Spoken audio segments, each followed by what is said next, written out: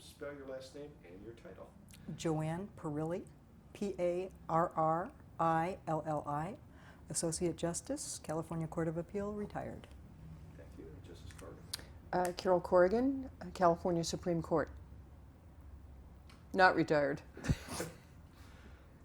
right, give me just a moment here. Make sure I light my shot. And I think we're all set to go whenever you're ready.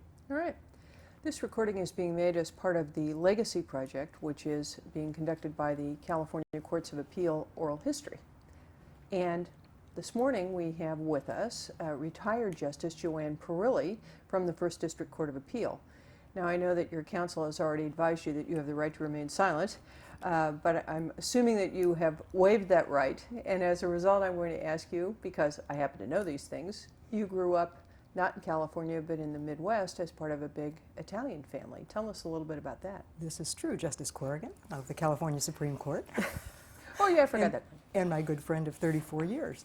I grew up in Chicago as part of an extended Italian family, 14 first cousins, all living within a 6-block radius of one another. Must have been quite a neighborhood. It was quite a grammar school, I can tell you that. And we probably drove the nuns crazy at times. But if our individual families were dysfunctioning at a particularly high level, we could always go to a cousin's house or aunt or uncle who would take us in. And be equally dysfunctional in a different way? It was a wonderful, wonderful childhood. And I know that you feel very strongly about the impact of your education, both in grade school and subsequently. Talk a little bit about that. Well, I was fortunate enough to have parents who really stressed the value of good education, and they paid at a time when they couldn't very well afford it for my sister and me to attend private Catholic school, all the way through grammar school, high school, and ultimately on to college.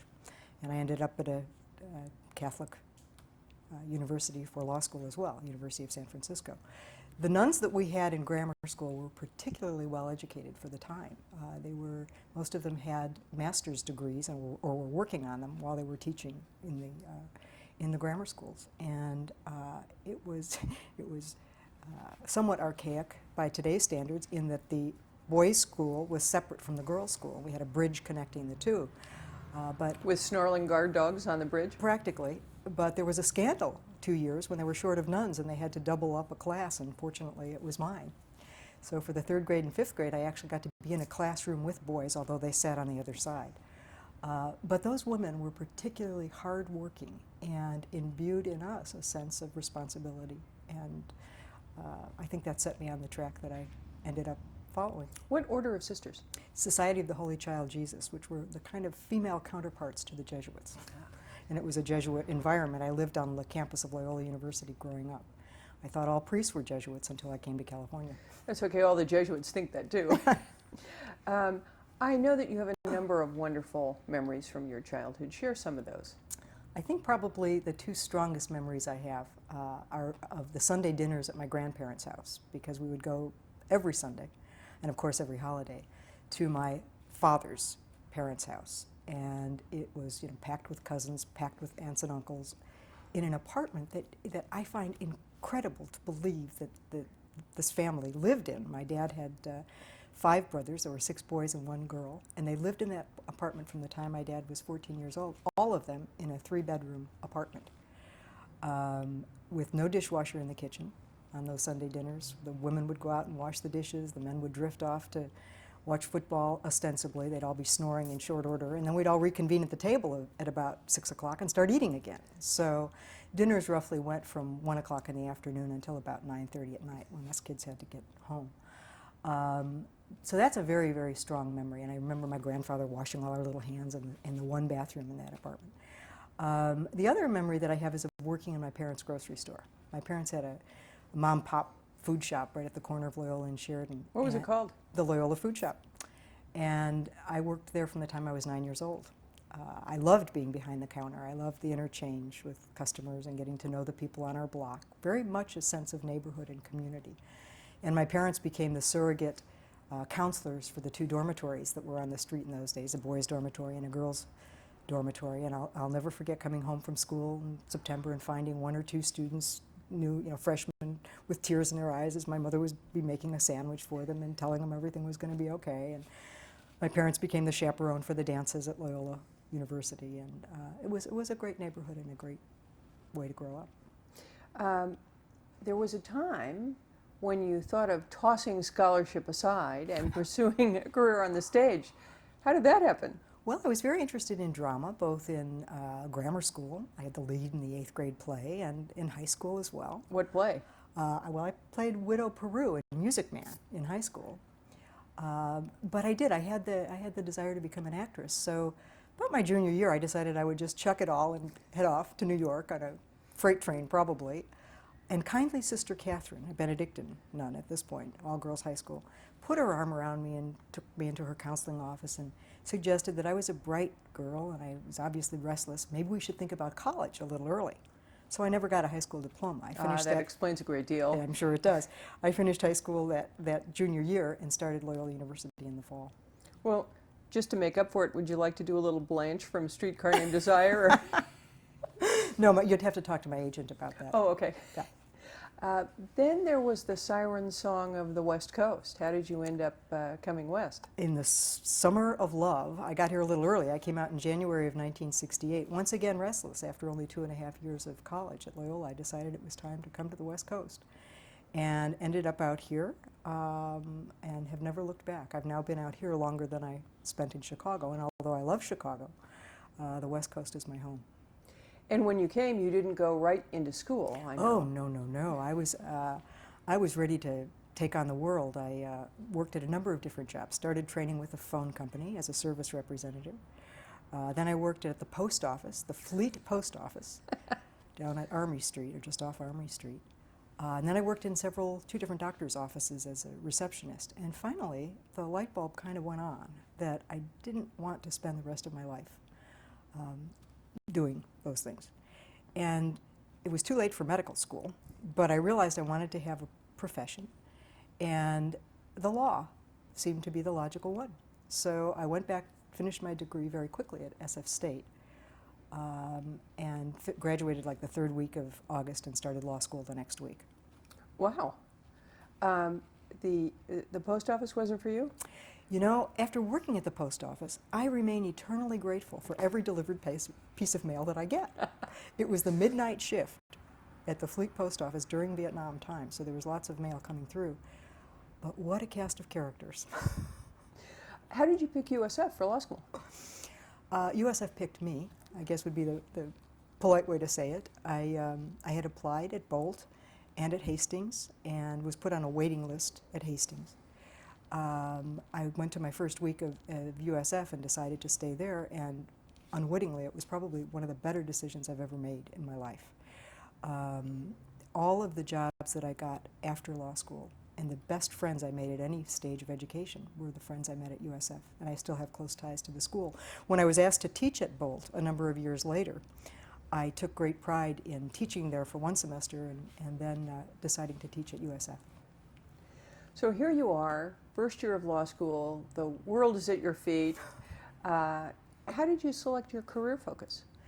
Interesting, I had always been goal-oriented, and going into law school, I had a desire to figure out by the end of my first year, God knows how I was going to do this, but I made up my mind that I was going to figure out what area of the law I really liked, and that by the end of my 3rd year, I wanted to be the best in that subject matter. And going in, I was hopeful, I guess, that it would be something like real estate or contracts, and I'd go down to Hollywood and negotiate for stars, or even probate and trusts and estates. The first semester, we took criminal procedure, and our professor sent us down to the Hall of Justice on Bryant Street, and I became hooked. I was fascinated by the criminal courts and what went on, the language I didn't understand, and the drama, of course, and focused on that from my first year on. My 2nd year in law school, I was privileged to be part of an experimental clinic that was just being formed. The Council for Legal Education and Professional Responsibility funded it, and USF had a criminal law clinic out in the public defender's office in Marin County, which I got to be in my 2nd year because they wanted to have teaching assistants prepared for the next class. So I took evidence in the summertime at Hastings and went into that clinic and worked probably 60-hour weeks from that point on, not showing up at law school much anymore, taking night classes, And when I came back to get ready for the bar in my last semester, some of my classmates were sort of surprised. They thought I had dropped out. Who was that woman?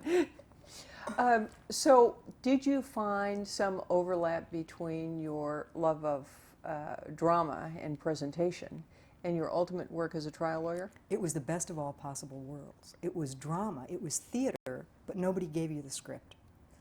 You had to develop it as it went along with very real facts and very real people, and I loved it. So no central casting for the prime witness? And No, much as I wished at times that could happen.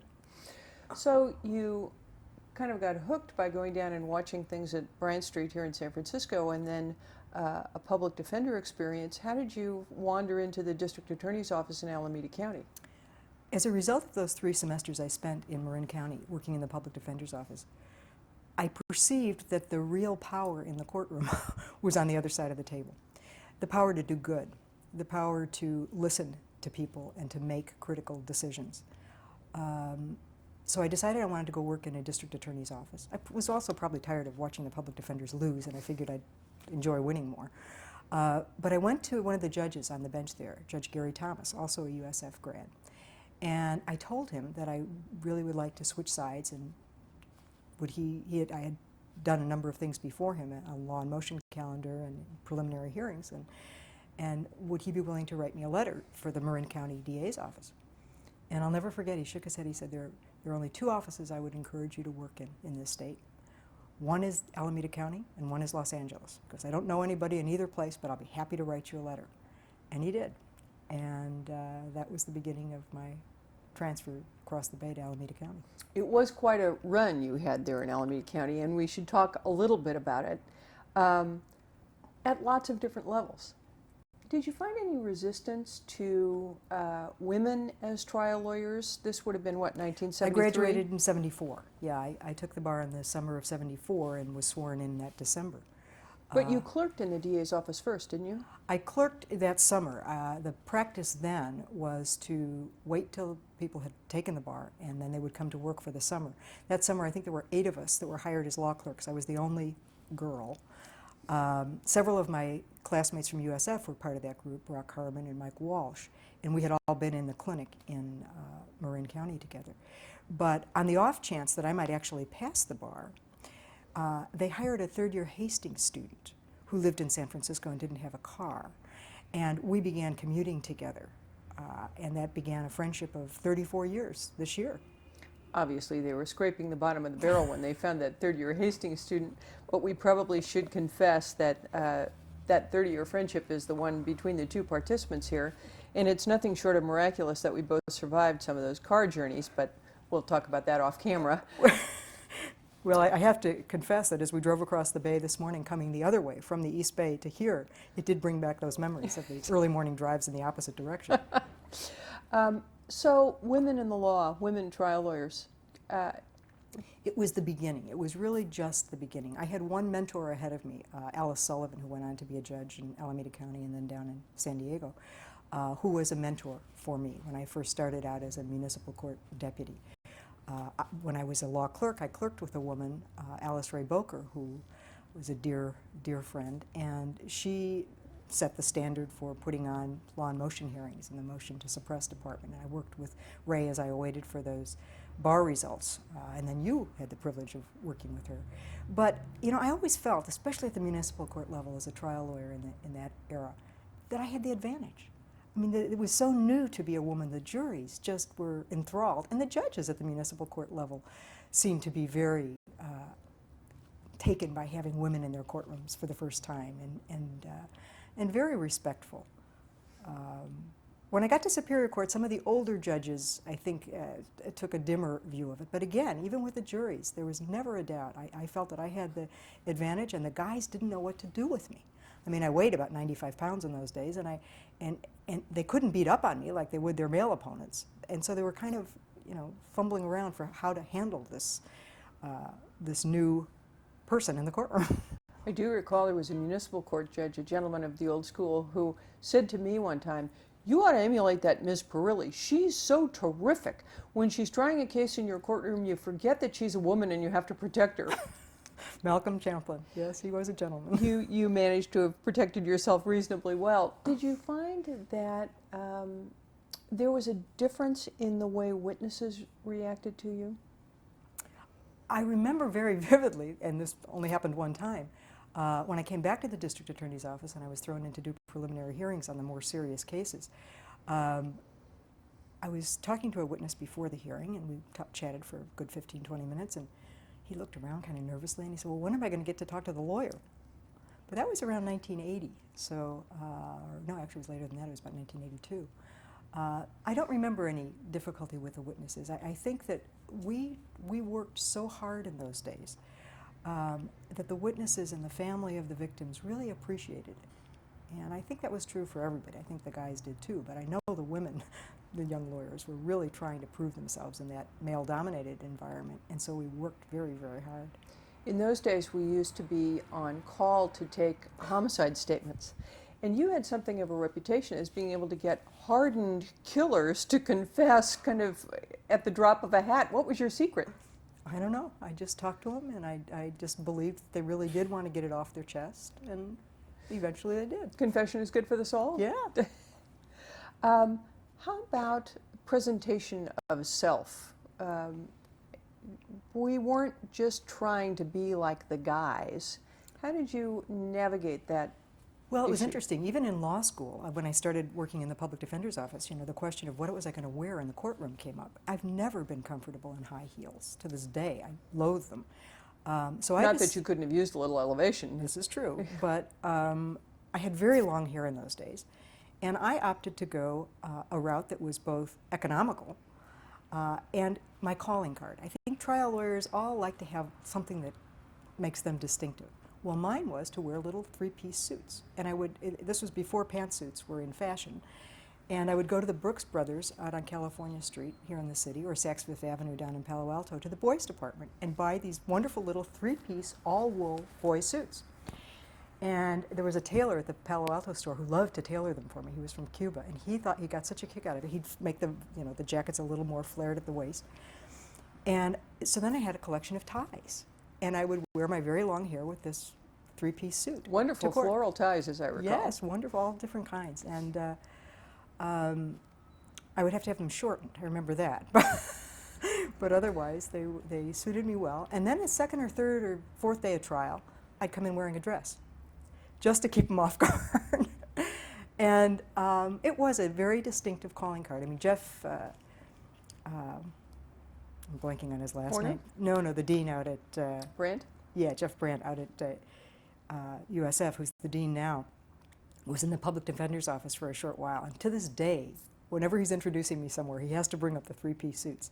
A couple of years after I did this, they started actually making women's pantsuits. And I remember a line called "Sir" for her, which I was able to slip into, which was even more feminine. But the only heat I ever got about those outfits came from a woman in the district attorney's office, Rita Pollen, who was the head of the secretarial staff. One day we were in the restroom, and she said, "Honey, I think those pantsuits are so cute, but you know when you pass the bar and become a lawyer, you won't be able to wear those." I was furious, because I had interviewed with Buzz DeVega and Lowell Jensen in a pantsuit. And I went to Buzz and I said, "This is what I heard, and you know, is that true? Can I?" And he laughed. He thought it was the funniest thing he'd heard in a long time. No, of course you can wear whatever you want. What does she know? Yeah. Who were your mentors as a trial lawyer?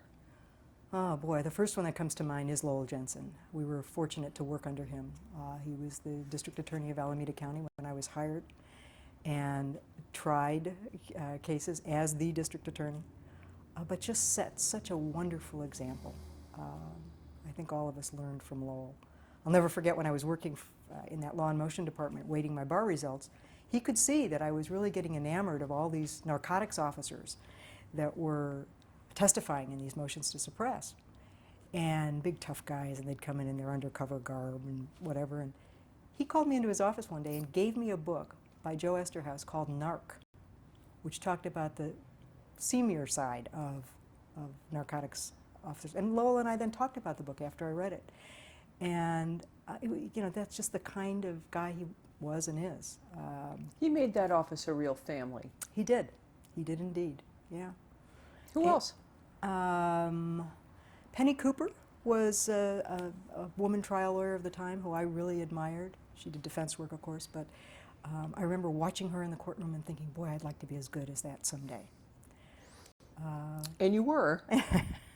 So let's talk about some of the big cases you had. You had a number of cases that were very tough ones, but also that called on your particular strengths. Talk a little bit about some of those. Well, I don't know if they called them my strengths. I know I got assigned the Chowchilla case, which was the kidnapping of the busload of children and their burial in a chamber out in the Pleasanton rock quarry.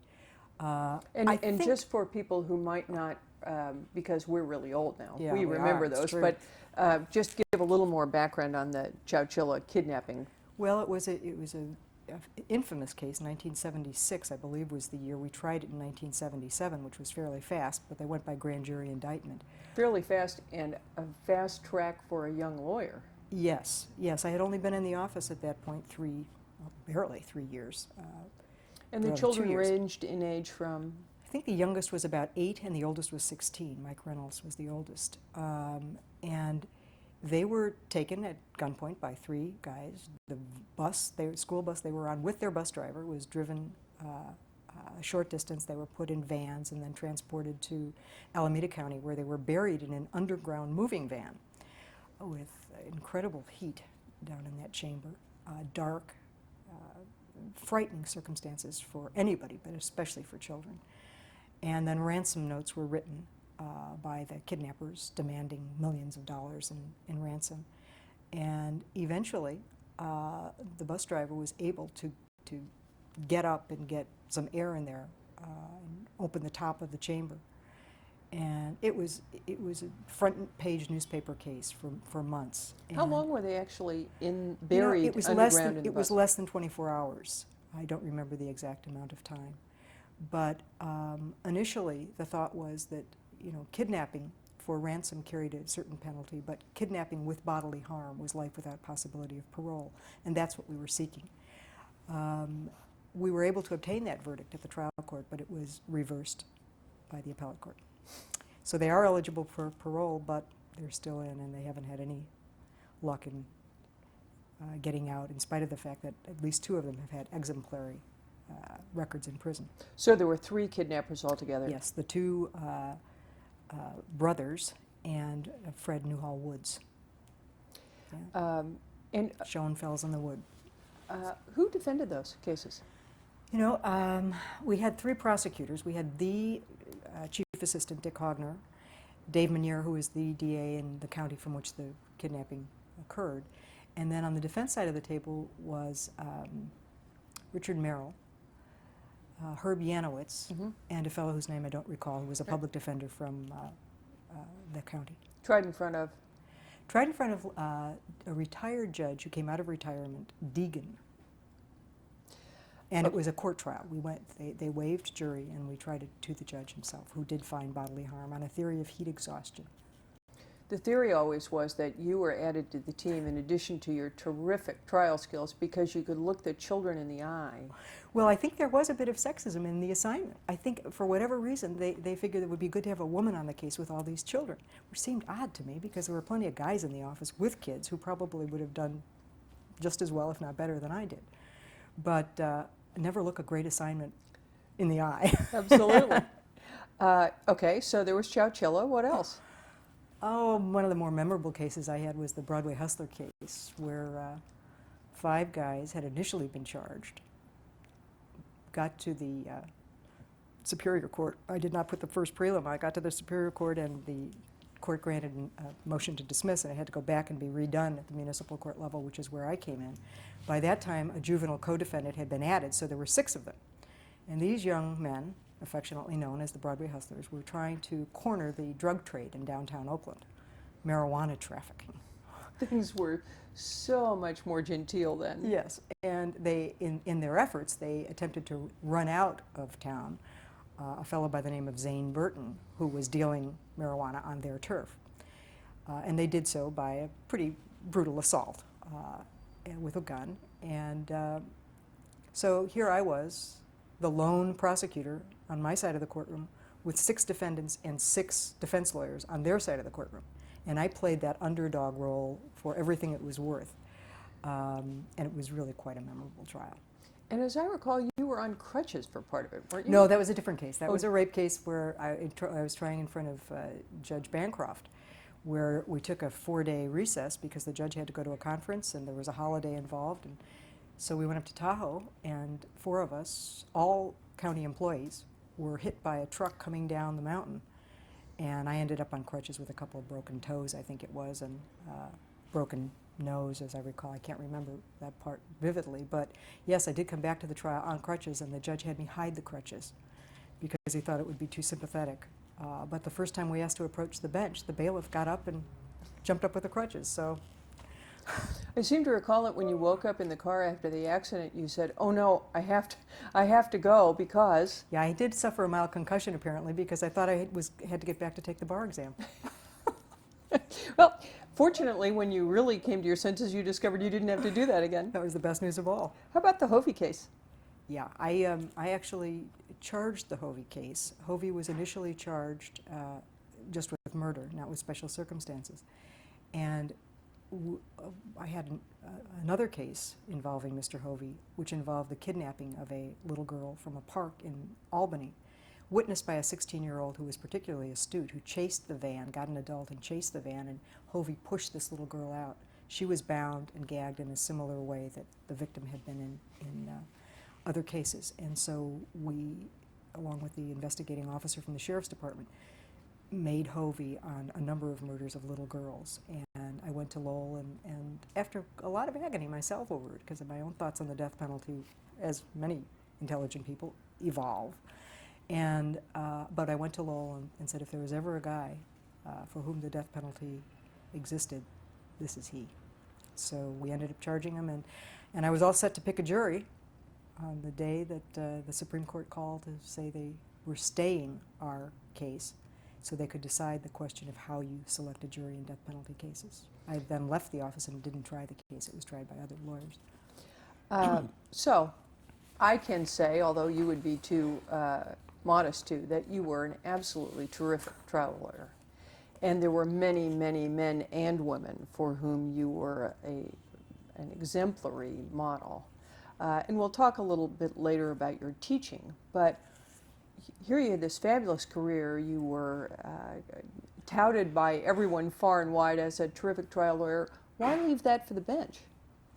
Well, after about 5 years in the DA's office, I left with the man that I would marry, who was also in the district attorney's office and had been there at that point for 13 years, I believe.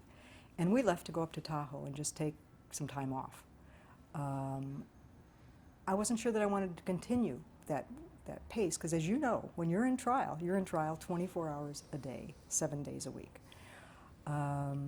We went up to Tahoe with the intention of taking 6 months off. That turned into a year, and that turned into 18 months, and then we were broke. So we opened an office in Tahoe City, and it was a very different kind of practice. I was one of 2 women lawyers on the North Shore at that point, and the other woman lawyer had just had a baby and didn't have a lot of time to socialize. So most of my friends were ski instructors or skiers, and I missed the Bay Area. An opportunity came up while we had that office to come back to Marin County in the DA's office. One of their senior trial deputies wanted to take 6 months off and try his hand in real estate. So they wanted someone to come in and take his place for 6 months. I thought, what a kick. I could go back and try cases against people who had been my supervisor when I was a law student, which is exactly what happened. So I went down for those 6 months. They gave me 4-day work weeks when I wasn't in trial, so I could go back up to the lake. And it was a wonderful experience. And once I did that, I knew I wanted to be back in the Bay Area. I made some wonderful women friends in the DA's office in Marin, who I'm still friends with. And I knew that climate was something that I missed. So I went back up to Tahoe. We were not yet married, but I announced to my fiance that I was going back to the Bay Area. I hoped he would come with, but I would understand if he didn't. Not a very diplomatic way. And at first he wasn't going to come down, but as the time got closer, he decided to come down, and we ended up getting married that year. By Justice Broussard. Who was then? On the California Supreme Court, and he had been one of my mentor judges as a judge. I learned when he was on the trial court in Alameda County, I tried a number of cases, serious cases before him, and he was always so professional and such a good judge that he was a hero, Alameda County hero. So we had arranged to be married in a friend's house on that Christmas Eve of 1982, and at about 4 o'clock the phone rang, and it was Justice Broussard, and I answered the phone, but he asked for John immediately, and then I could only hear my soon-to-be husband's end of the conversation. I heard him say, "Oh, really, Judge? Oh, that's too bad. Is there anything we can do?" And I assumed, well, maybe we're not getting married today. It turned out Justice Broussard's refrigerator had broken down, and they had to go to Sears at 4 o'clock on Christmas Eve and get a new one. So that delayed things for just a Well, little we ended while? up going to Justice Broussard's house to make it easier for him. Did We you were help him married in his install the living room. refrigerator? No, he had his dad there to help with that. While you were in the Marin County DA's office, you tried one case in particular that I recall that was really cutting edge at the time, the Bunny case. Yes, the Marcia Bunny case. And I tried that in front of retired California Supreme Court Justice Louis Burke. Supreme Court justices keep rotating in and out of your life. This is true. And he was another mentor judge, a man who was so good at the craft of judging that it was just a pleasure to try that case in front of him. And Marcia Bunny had killed her boyfriend at very close range with a shotgun, and then claimed multiple defenses of hypoglycemia, MSG poisoning, brain dysfunction, and had found a couple of doctors who hooked her up to an EKG and claimed to be able to discern from the reading of her brain waves that she lacked the capacity to form malice. Wow. And it was rather amazing. And I just had a hunch that something was fishy about this defense when one of the witnesses I was cross-examining, one of the doctors, got a tick under his eye when he was answering some questions. And I could tell I was onto something. And I was asking him at that point, well, is there any expert in California that can tell me about this? No, none that I know of. Anybody west of the Rockies? No, not that I know of. Well, there's a fellow in St. Louis. Well, it turned out there was a fellow at UCSF right here in San Francisco, a professor, David Gallen, who knew all about these characters and their so-called claim to fame with the brainwave reading. And he became one of the best expert witnesses I ever put on, who totally debunked this theory. And Marcia was convicted of first-degree murder. I should also mention that she sat down after blowing her boyfriend away with his shotgun and wrote, I think it was 19 letters or something, to family and friends about how she had just killed poor Ted and now she was going to kill herself. Well, she never got around to that. And that last part was left a glimmering? Yeah, well, she called her mother over to do it, which I think was evidence of her insincerity of objective. Boy, that's asking to go Yeah. above and beyond. There was Hi, a- Mom. Yeah, yeah. Once again, Was there DNA involved in that case? no DNA, just the brain waves that we're going to.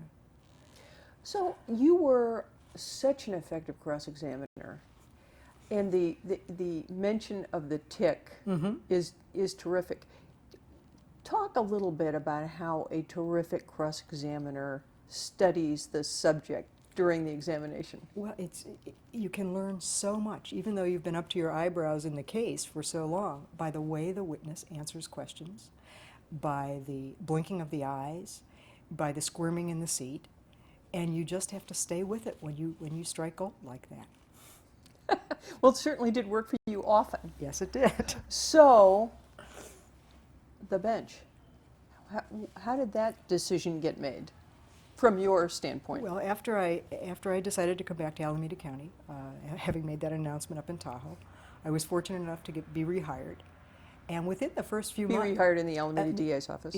Correct. And in the first 6 months or so, I remember going to a criminal courts bar dinner. And Alice Sullivan, actually it was a little longer than that. It was probably 1984, so it was about a year and a half or so later, because I really started in January of '83.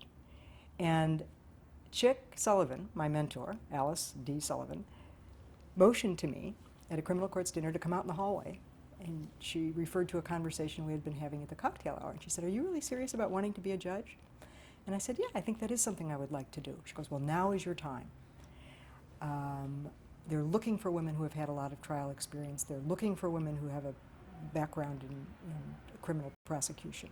You should put your name in. That was a Thursday night dinner, and I think by Sunday I had the form filled out and was over at Chick's house, and we were going over it together. And anyone who's filled out that form knows that to fill out that form in that amount of time, I don't even know in those days when you couldn't get it online, how you even got the form in that amount of time. I think she had it for me. She had a supply, and it was a little easier in those days. It wasn't quite as lengthy as it is today. But it was no mean feat. I recall No, that and part. the strange part was, for some reason, I had kept a record of all my trials and all the lawyers and judges I had appeared with and before. And so I had that at my fingertips. Why I did that, I don't know, but maybe intuition was there in the very beginning. Ignatius Loyola was whispering in your ear. Must have been. Once you went on the bench, did you miss mixing it up in the pit as an advocate? I did a little bit in the beginning. I would often find myself in the shower in the morning giving the closing argument that I thought the lawyer should give in whatever case I was trying, or imagining the cross-examination that I would have done, and asking the questions that I would have asked. But that faded fairly quickly. And in the municipal court, you're so busy. I was so busy as a muni court judge for those 3 years that I quickly realized how much I had to learn about judging. And Talk about the transition a little bit Oh. from advocate to judge.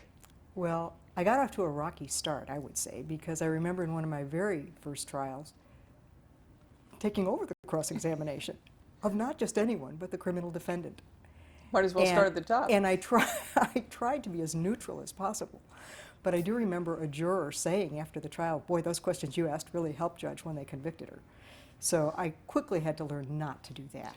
I seem to recall that the exact quote was, "We really thought maybe she was not guilty until you did your cross-examination." Could have been. I Then could it have was very repressed- clear. Yeah, I could have repressed that, but I learned very quickly that that was not my role as judge. So after a relatively brief appearance on the municipal court, you were elevated to the Superior Court. So 3 years on the Muni Court? Yeah, roughly 3 years, and then I went to Superior for about 6. Mm-hmm. So what was the best part about being a trial court judge?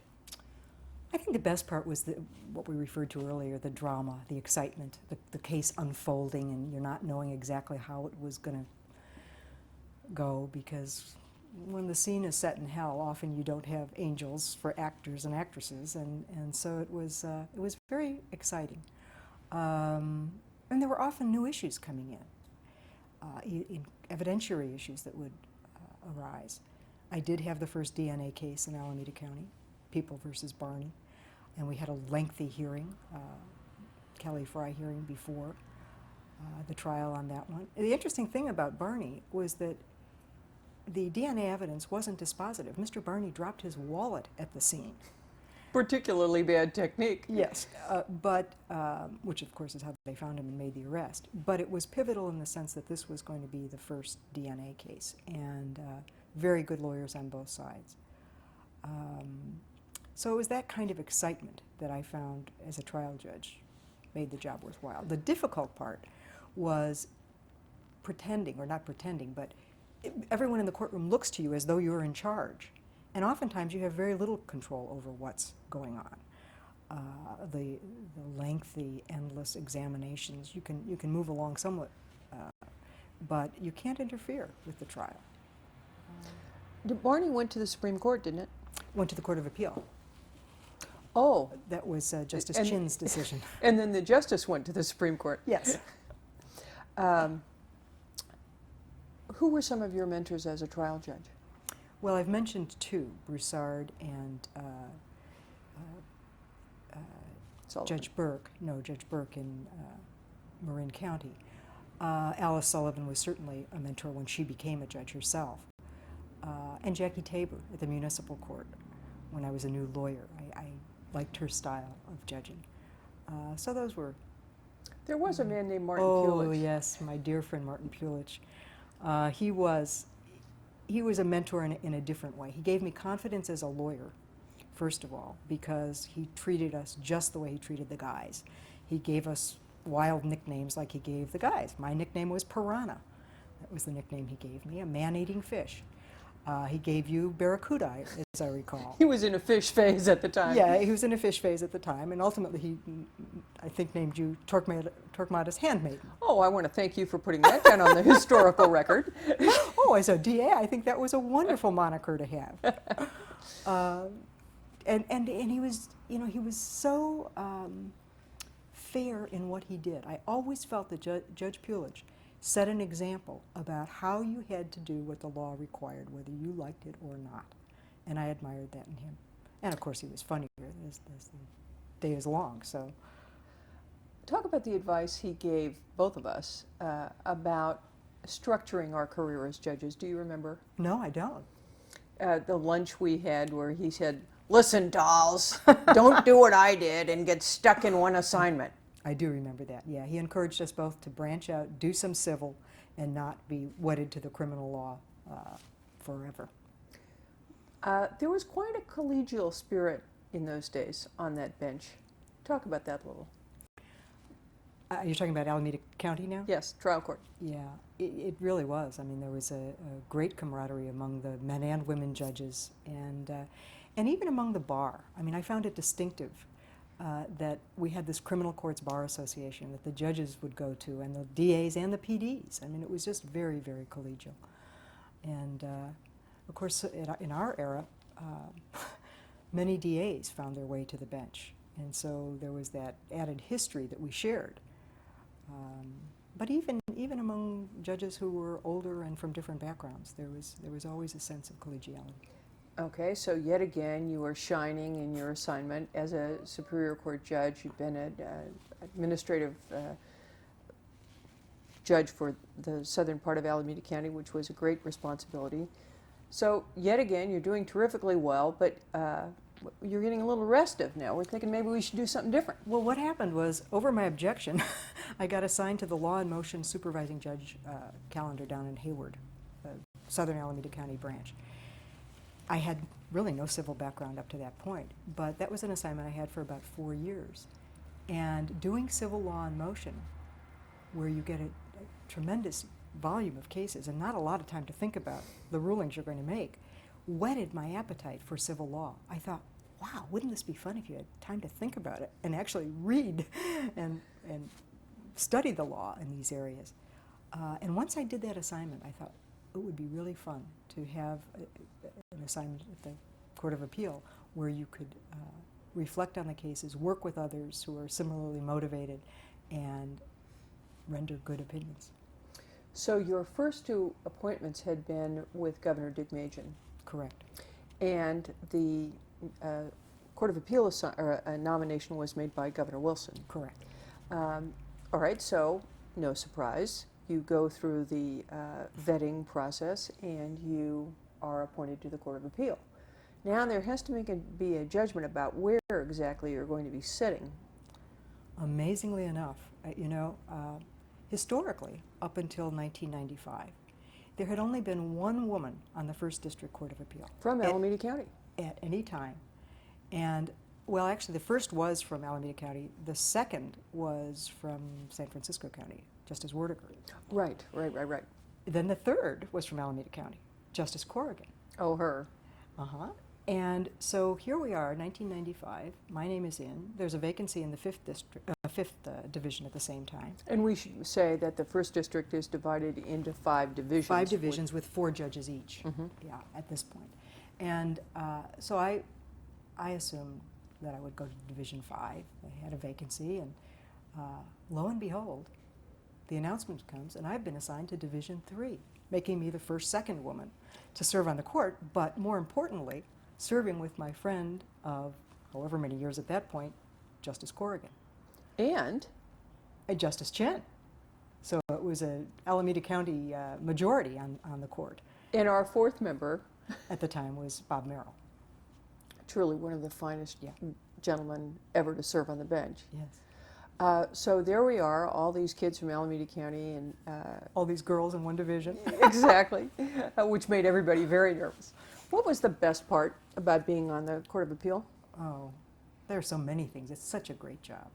The best thing I think about, the luckiest part of my career has been that within the law, over 38 years, I got to move from assignment to assignment. And it's, working on the municipal court was wonderful. Working on the Superior Court was wonderful. But you get restless and then you get to move and go do something else. And so moving to the Court of Appeal suited my introverted personality much more. And just having the time to read and think and talk to other really smart people about the cases, I found incredibly enriching. And I had three really wonderful research attorneys in very short order when I came on the court. Brilliant lawyers with whom I worked, Bill Hancock, Alan Stevens, and Jennifer Ray Smith. And so I felt like I had died and gone to heaven. In your time at the Court of Appeal, from which you retired in 2000 and... Last year, 2007. You authored 165 cases, and when you... 1,165 That's cases. That's better. If I'd been good at math, I would have gone to medical school. And when you add the number of cases that you participated in, authored by your colleagues, we get up to nearly 5,000 cases. Yeah. Which ones are you the most proud of? It's amazing that when I think of that number is staggering. Well, I published, I think, around 142 cases, and those are the ones you remember the best. Certainly the Peterson case, in which I dissented fairly early on, that was the second year after I came on the court, having to do with the accrual of damages for purposes of Prop 51. I dissented in that case. You and Ming wrote the majority. And I remember arguing with you on the street corner of 2nd and Howard, I think it was, as we were headed to lunch. We always managed to find opportunities to argue at every opportunity. Raising our voices, actually, a bit. I really enjoyed working on that case, and ultimately the Supreme Court adopted pretty much what I had written in the dissent. So this is the way trial lawyers are. You only talk about the cases exactly, you've won, yeah? Exactly. And then the other one I remember, and will always remember, is the Kroenke case, where that was several years later. I think it was '99 when we filed that one. And you were in the dissent on that, and Wes and I were in the majority. And that took, we had stacks of versions that had, and for a while I thought it was going to tear our 30-year friendship. But it was wonderful how it worked out, because it's exactly how the law should work. We ended up constructively criticizing each other's versions and making positive changes in each other's drafts. And we ended up friends. So we must have done something right. And I remember when we were all on the Court of Appeal, when there was an issue, it was not at all unusual for one of the other or the other of us to just wander into the other's chambers and say, "Can't we change this sentence?" Absolutely. Yeah, that was the way it was done. And so those two cases stand out in my mind. And of course the marriage cases, working on the marriage cases a couple of years ago, that was again how the law should work. Someday someone will be viewing this from some dusty archive and they'll go, "The marriage cases, what's the deal on those?" Maybe you need to give just a little more context. Yeah. The marriage cases were the cases consolidated for trial before Judge Kramer that dealt with the issue of the right for gays and lesbians to marry. Was there a constitutional right to marry? And we got it when it first came up on a writ from, our division got it, Division 3, when it first came up on a writ, which meant that it was going to be with us for the duration, and it did remain there. And we knew it was a strange kind of place to be, because you knew that whatever you decided had a shelf life of about 5 minutes until they could get a notice of appeal filed in your court, the Supreme Court, or seek review. But you also knew that what you were going to say would have value in terms of the discussion that was going on this very vital issue. So it was a wonderful case to work on, and I'll never forget the oral argument, which took the better part of a day. I think it was about 5.5 hours. Coming out, the three of us, it was Justice McGinnis, Justice Klein, and myself, and just looking at one another and all agreeing what a wonderful day it had been. The quality of lawyering, the argument, the intensity of the beliefs, it was a fabulous experience to be part of.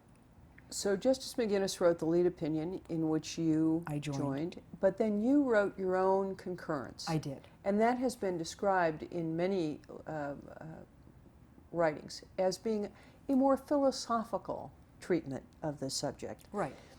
When you, occasionally on the Courts of Review, you have an opportunity to wax philosophical. Talk a little bit about that aspect of the job. Well, especially on a case of this type, where so many of the underlying issues, people aren't willing to talk about right out loud, it seems. The intersection of matters of faith and culture. And I just felt it was important in that case to put some of those things on the table. And I do think in other cases, there is often an opportunity for a judge to go a little bit deeper than the surface issues, without avoiding those issues, of course, but to get some more development of the ideas out there for the audience.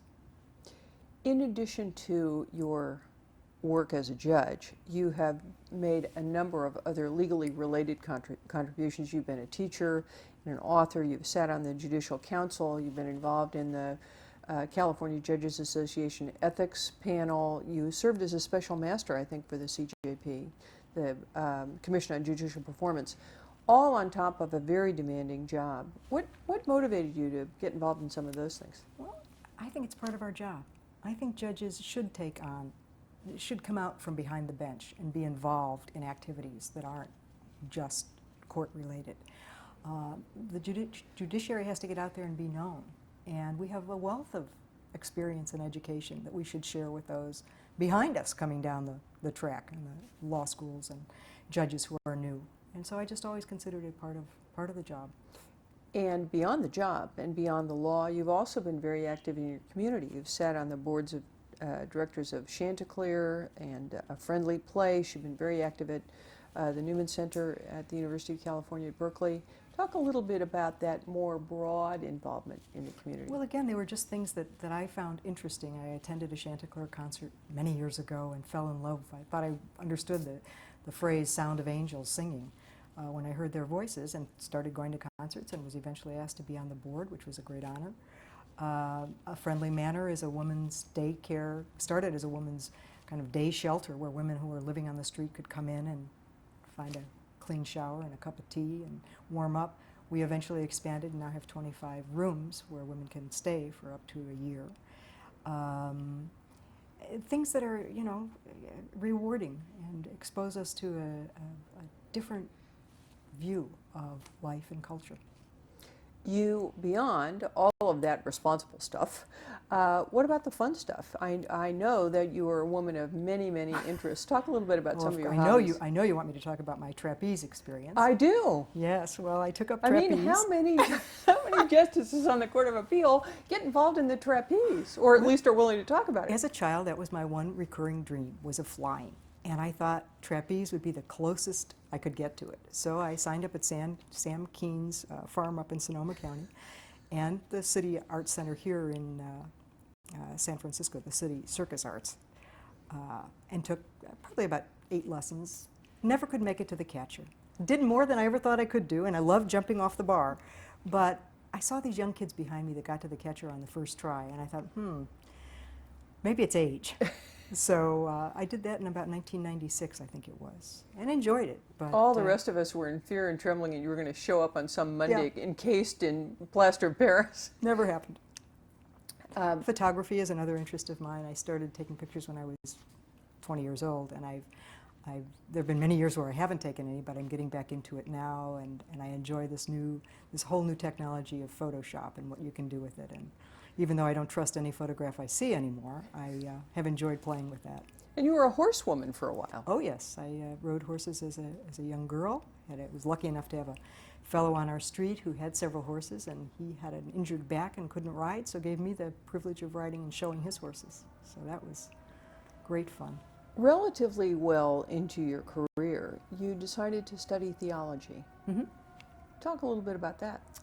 Well, I remember saying when I was a young lawyer, probably my first 8 years or so of practicing law, that when I finished with the law, I wanted to study world religions. And that desire kind of grew. I went through a very difficult, strained divorce in 1995, and was alone for the first time in my life. And I've heard this described by many people, that for many people, midlife, something cracks open. And that certainly happened in my life. And I found myself drawn into the mystery of God more. And so that seed that had been planted many, many years ago about studying religion resurrected, if you'll pardon the expression.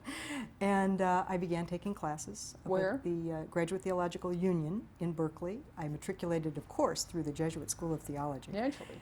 And remain a student there and will probably be a student there for the rest of my life.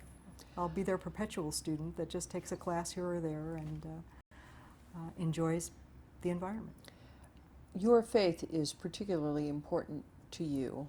How do you see the role of an individual's faith on their job as a judge in a very diverse and secular society? It's a difficult job. I mean, I think that it can pose problems. I never, in spite of the fact that I had the Hovey case charged, I never had a death penalty case, either as a lawyer or a judge. And I guess I consider that a blessing, because I don't know how that would have rubbed up against my faith on that.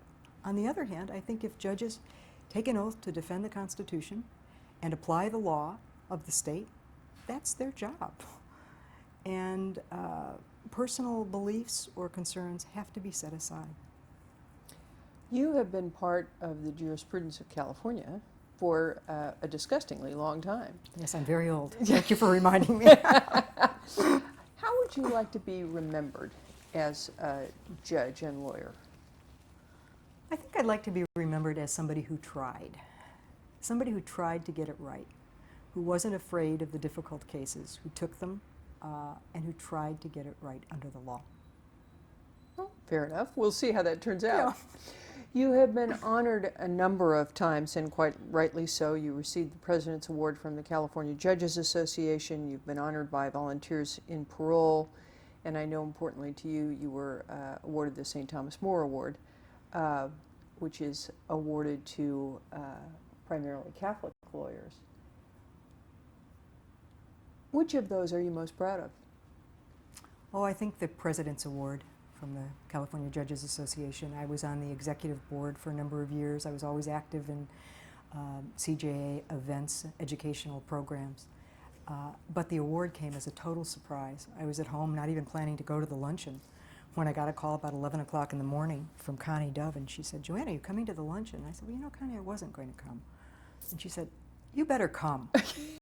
And just the tone in her voice, I knew I better get there. So I flew across the Bay Bridge. I was living in Oakland at the time. I flew across the Bay Bridge. Oh, you make that sound like it was unusual. You used to fly across the Bay Bridge all the time. And slipped into my seat beside Bernie Whitkin. And the next thing I knew, I was being called up and handed the award. So it was really quite a surprise and honor. Is there anything you do differently? Wow. Except the trapeze part, maybe. Oh no, I'd start that earlier.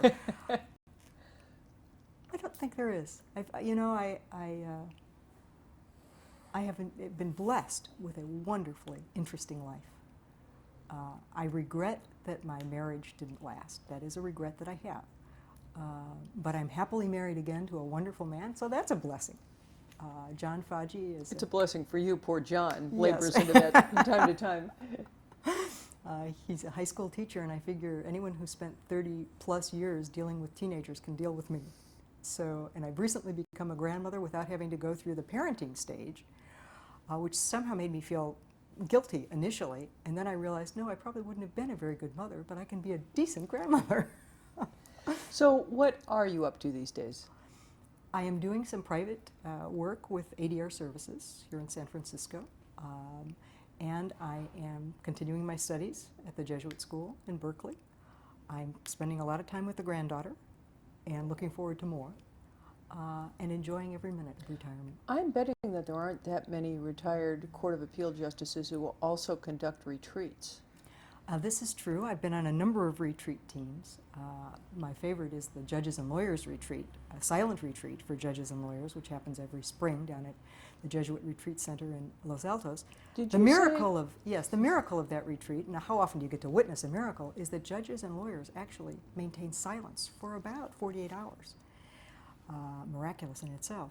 But last year I was asked to be on the team for that retreat, and this year I've been invited back to lead the retreat with one of the Jesuits down there. So, and I've done many other retreats with Jesuit Volunteer Corps, with returning students for JSTB. It's a wonderful balance. On the happy note of silent judges and lawyers, We are going to end our interview, and thank you very much, Justice Parrilli, for your time and your wisdom and your insight, and if I may say, for your friendship. And for yours. Thank you.